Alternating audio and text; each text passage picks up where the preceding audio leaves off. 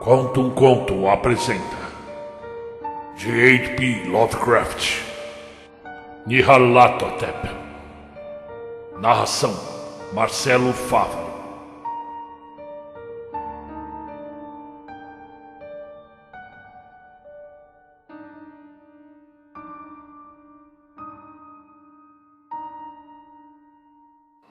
Nyarlathotep.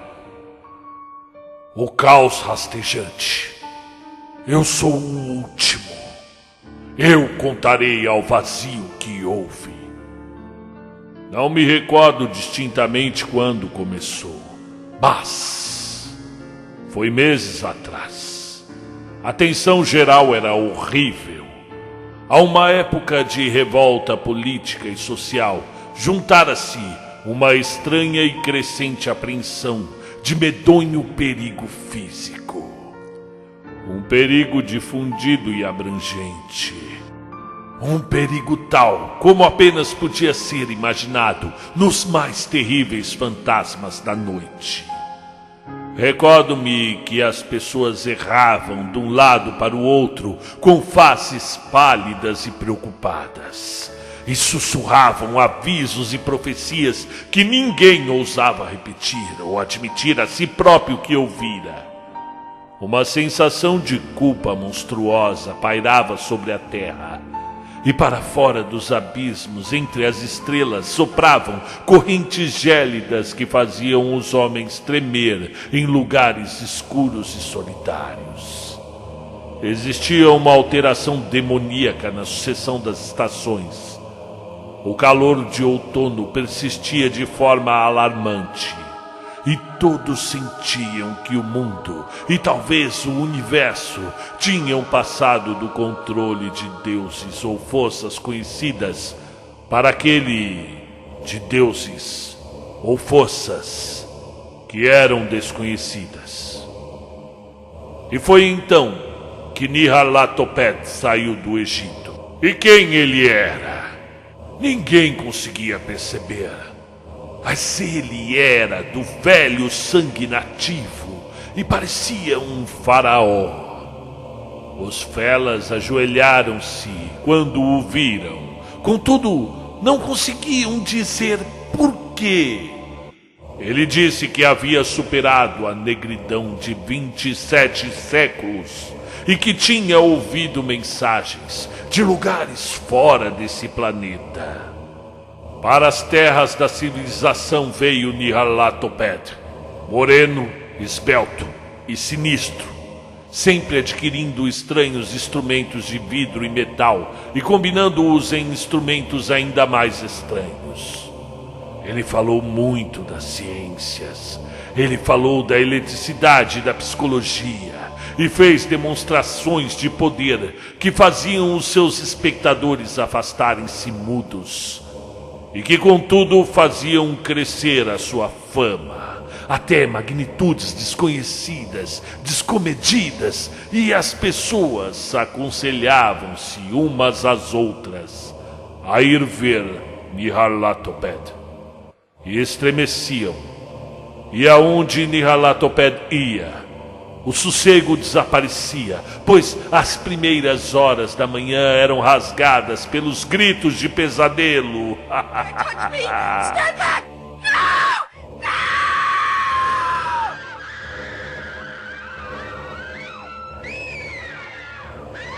No! Nunca antes tinham os gritos de pesadelo sido tal problema público. E agora? Os homens sábios quase desejavam que pudessem proibir o sono durante as primeiras horas da manhã, e de maneira a que os guinchos de cidades pudessem perturbar menos horrivelmente a compassiva lua pálida, enquanto brilhava em águas verdes, deslizando por baixo de pontes, e velhos campanários caindo em pedaços contra um céu doentio. Lembro-me de quando Nyarlathotep chegou à minha cidade. A grande, a velha, a terrível cidade de crimes inumeráveis. O meu amigo havia me falado dele, e da fascinação impulsiva e o encantamento das suas revelações, e a ânsia de explorar os seus derradeiros mistérios queimou dentro de mim. O meu amigo disse que eram horríveis e impressionantes para além das minhas mais febris imaginações. E o que foi projetado numa tela do quarto escurecido profetizou coisas que ninguém, exceto Nyarlathotep, ousava profetizar. E no crepitar das suas faíscas foi levado dos homens aquilo que nunca tinha sido levado antes e que, não obstante, se revelava apenas nos olhos. E eu ouvi, sugerido no estrangeiro, que aqueles que conheciam Nyarlathotep contemplavam visões que os outros não viam. E foi no outono quente que atravessei a noite, com as multidões inquietas para ver Nyarlathotep. Ao longo da noite abafada, e subindo os intermináveis degraus até o quarto sufocante, e sombreadas numa tela, vi formas encapuçadas entre ruínas e malévolas faces amarelas espreitando por detrás de monumentos caídos. E eu vi o mundo batalhando contra a negridão, contra as ondas de destruição vindas do último espaço, rodopiando, agitando-se, lutando em redor do sol que escurecia, esfriava.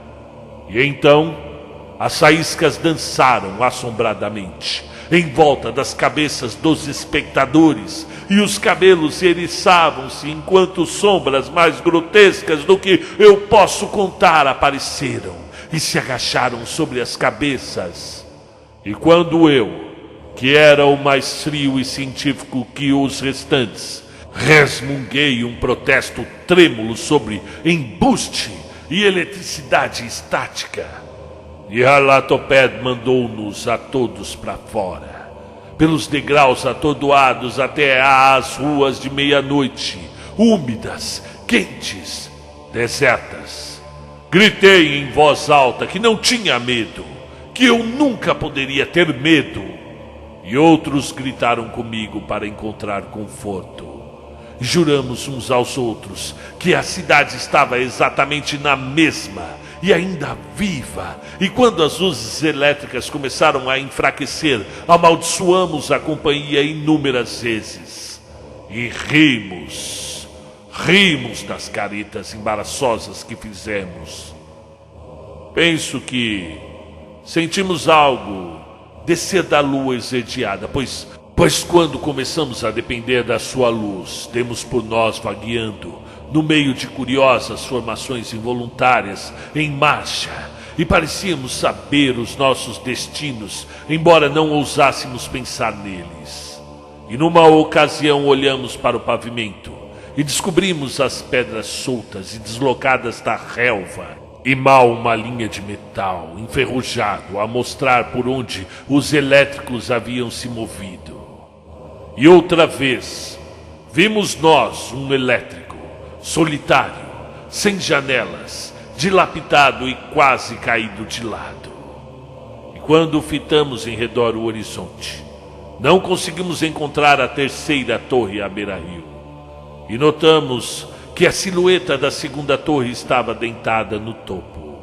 E então dividimos-nos em colunas estreitas, cada uma das quais parecendo atraída numa direção diferente. Uma desapareceu por uma apertada viela para a esquerda, deixando só o eco de um chocante gemido. A outra marchou por uma entrada de metro obstruída por ervas daninhas abaixo, uivando com gargalhadas que eram loucas.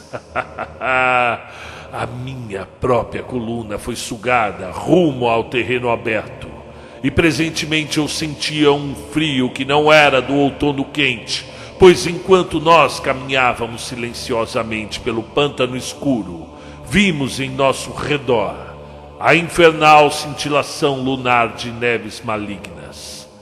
Inexplicáveis neves sem rastro eram varridas para longe numa só direção, onde se estendia um golfo tornado, ainda mais negro, pelas suas paredes reluzentes.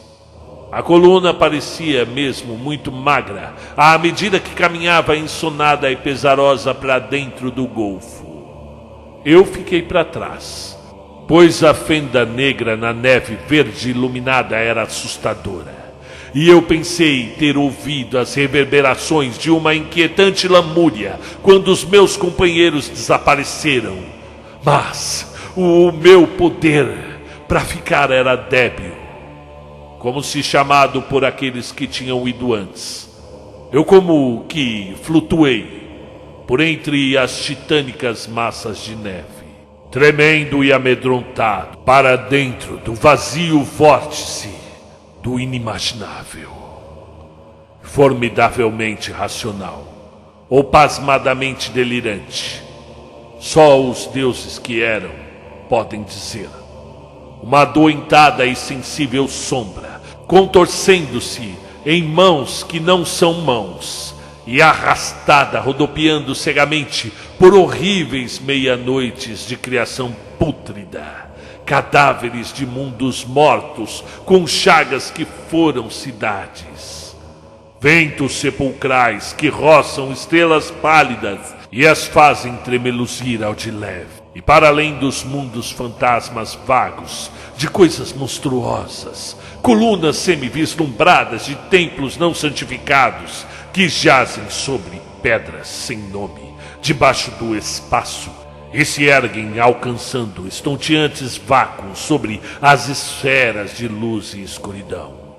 E por este revoltante cemitério do universo, o abafado e enlouquecedor bater de tambores e a fina e monótona lamúria de flautas blasfemas, vinda de inconcebíveis e não iluminadas câmaras muito além do tempo.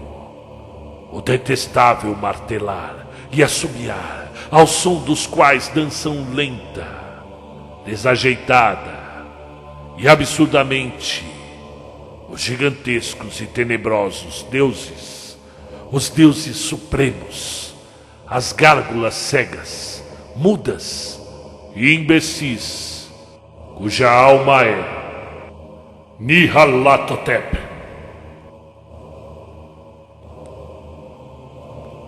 Fim do conto. Muito bem, sejam bem-vindos ao canal Conto um Conto. Este é um canal de contos literários, não só de terror, como da literatura universal. E estamos aqui pedindo que Vossa Senhoria inscreva-se em nosso canal, ative o sininho e receba literatura de qualidade no seu celular para você ouvir onde quiser. Nyarlathotep é uma divindade maligna do universo fictício dos mitos de Cthulhu, criado por Howard Phillips Lovecraft. Então o personagem apareceu primeiramente neste poema que o seu narrador preferido declamou para ti. É um poema em prosa com o mesmo nome, é de 1920, né? O poema se chama Nyarlathotep. O nome dessa divindade é distinto pelo seu sufixo oped, né, que dá ao nome um tom egípcio antigo, inclusive até citado no meio do poema. E apesar disso, esse oped significa estar em paz, satisfeito em egípcio. Imagina se fosse o contrário, né? E na sua primeira aparição, ele é um vilão do universo Lovecraftiano, assim como ocorre posteriormente nas obras do Stephen King com o Random Flagg, né? Aquele personagem do mal que aparece em várias histórias do Stephen King, a começar pela Torre Negra. Então, voltando aqui ao Nyarlathotep, ele tem esse significado em egípcio. Ele é um homem descrito aqui no poema como alto e moreno, semelhante a um antigo faraó egípcio. E o Lovecraft sempre criava seus contos e poemas baseados em pesadelos que ele tinha. E Nyarlathotep não é uma exceção, ok? E para quem conhece os escritos do Lovecraft, tem muitos contos já narrados nesse canal.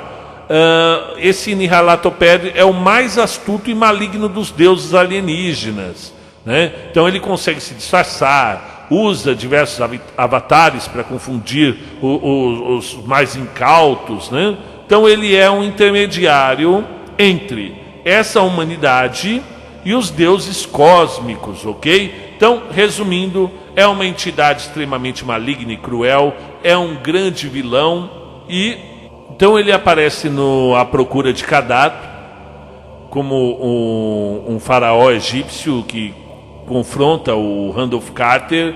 Ele aparece nos Sonhos da Casa das Bruxas, que eu estou narrando, estou na segunda parte ainda. Ele aparece a Walter Gilman e a bruxa Kezia, né, sobre a forma de homem negro do culto às bruxas, e também é mencionado em Ratos nas Paredes, que tem também aqui no canal, como um deus sem face nas cavernas do centro da Terra. Então, finalmente, em O Habitante da Escuridão, de 1936, esse monstro notívago de asas de morcego e tentáculos, habitando no campanário da igreja da seita de Sterry Wilson, é identificado como outra manifestação de Nyarlathotep.